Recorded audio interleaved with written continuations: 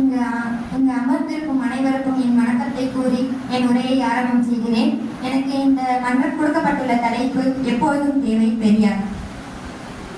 நம் தமிழ்நாட்டின் பெருமையை கூற வேண்டும் என்றால் அதற்கு முன்னிலையில் நிற்பவர் சுயமரியாதையின் சின்னம், சமத்துவத்தின் சூரியன், அறிவின் அகிலம் அவர்தான் பெரியார் ஈவே ராமசாமி ஆவார்.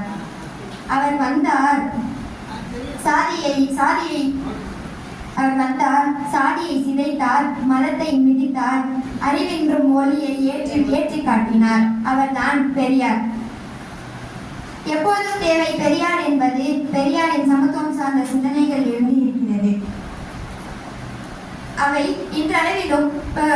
இன்றளவிலும் மிக பொருத்தமான இருப்பதையும் குறிக்கிறது. அவருடைய கருத்துக்களாகிறது சமூக நீதிக்கான போராட்டம், சாதி ஒழிப்பு, பெண் உரிமை, மேலும் பகுத்தறிவு மற்றும் மூட நம்பிக்கைகளுக்கு எதிரான கருத்தாகும். சமூக நீதிக்கான போராட்டம். பெரியார் தாழ்த்தப்பட்ட சாதி மற்றும் கீழ்த்தக்கப்பட்ட மக்களின் வாழ்வாதாரத்தை உயர்த்துவதற்காக போராடினார். சாதி ஒழிப்பு. சாதி படிநிலைகளை எதிர்த்தார் பெரியார். மதம் மனிதனை மிருகமாக்கும், சாதி மனிதனை சாக்கடையாக்கும் என்று கூறினார் பெரியார். ஒரு நாள் பெரியார் ஒரு கிராமத்தின் பக்கம் செல்கிறார். அப்பொழுது அந்த கிராமத்திற்கு செல்லும் வழியில் ஒரு கிணற்று இருந்தது. அந்த கிணற்றில் ஒரு பலகை இருந்தது. அந்த பலகையில் மேல் சாதி மக்கள் மட்டுமே தண்ணீர் அருந்த வேண்டும் என்று இருந்தது. அதை கண்ட பெரியார் அதை கிழித்து விட்டு அவர் தன் கையாலே கீழ்மட்ட மக்களுக்கு தண்ணீர் ஊற்றினார். பகுத்தறிவு மற்றும் மூட நம்பிக்கை. அறிவுபூர்வமான சிந்தனைகளை ஊக்குவித்து மூட நம்பிக்கைகளை எதிர்த்தார் பெரியார். மூட நம்பிக்கைக்கு எதிராக பெரியார் கூறுகிறார், அறிவால் வாழும் மனிதன் அச்சத்தால் வாழ மாட்டான். இன்னும் நம் சமுதாயத்தில் மூட நம்பிக்கையாளர்கள் வாழ்ந்து கொண்டேதான் இருக்கிறார்கள். அதனால்தான் இன்றும் தேவை பெரியார். பெண்ணுரிமை. பெரியார் பெண்களுக்கு பெண் கல்வியை கொடுக்க வேண்டும். மேலும் பொருளாதாரம் மற்றும் சமூக உரிமைகளை வழங்குவதற்காக போராடினார். பெண் விடுதலையை பற்றி பெரியார் கூறுகிறார்,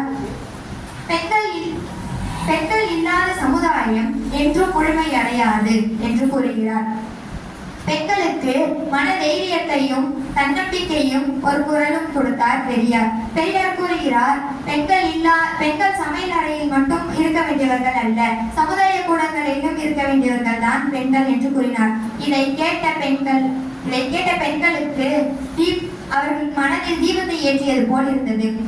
அவர் மட்டும் இல்லை என்றால் நாம் இன்று மேடையில் ஏறி நின்று பேசுகிறோமே, அவ்வாறெல்லாம் பேசியிருக்க முடியாது. அவர் மட்டும் இல்லை என்றால் பழைய பழக்கத்திற்கு அடிமையாகவே இருந்திருப்போம்.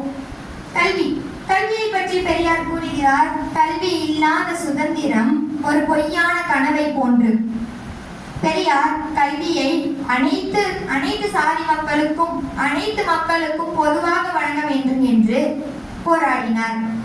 ஒரு நாள் பெரியார் காரில் சென்று கொண்டிருக்கிறார். அப்பொழுது அவர் கார் ரிப்பேர் ஆகிவிட்டது கோயிலுக்கு அருகில். அப்பொழுது அங்க ஒரு மனிதர் வந்தார். அங்க ஒரு மனிதர் கேட்டார், ஐயா, நீங்கள் பெண் உரிமைக்காக போராடுகிறீர்கள், மிக நல்லது செய்கிறீங்க, ஆனா ஏன் எங்களோட கடவுளை மட்டும் கல்லுன்னு சொல்றீங்க அப்படின்னு கூறினதுக்கு அந்த மனிதர்கிட்ட பெரியார் கேட்டார், நீ எங்கப்பா போற அப்படின்னு கேட்டதுக்கு அந்த மனிதர் சொன்னார், நான் கோயிலுக்கு தான் போறேன் அப்படின்னு சொன்னார். அதுக்கு சரி நானும் வரேன் என்று கூறி பெரியார் இருவரும் சேர்ந்து சென்றார்கள். அங்க பூஜை நடந்து கொண்டிருந்தது. பூஜை முடிந்ததற்கு பிறகு இருவரும் சேர்ந்து பூசாரி பூஜை முடித்து விட்டு வந்தார். அதற்கு அவரிடம் கேட்டார், உள்ளே இருக்கும் சிலை பித்தளையா செம்பா என்று கேட்டார். அதற்கு பூசாரி சொன்னார், இல்லை ஐயா, அது கல்லுதான் அப்படின்னு சொன்னார். அதற்கு பெரியார் சிரித்தவரை சொன்னார், நான் கல் சொன்னால் நீங்க கோச்சிக்கிறீங்க, ஆனா பூஜை செய்தவரே கல் என்று சொல்கிறாரே அப்படின்னு சொல்லிட்டு சிரித்தவாறே கிளம்பி போயிட்டார். பெரியார் கூறுகிறார், அறிவே மிகப்பெரிய ஆயுதம் என்று கூறுகிறார். என்று கூறியவாறு என்னுடைய உரையை உரையை முடித்துக் கொள்கிறேன். நன்றி.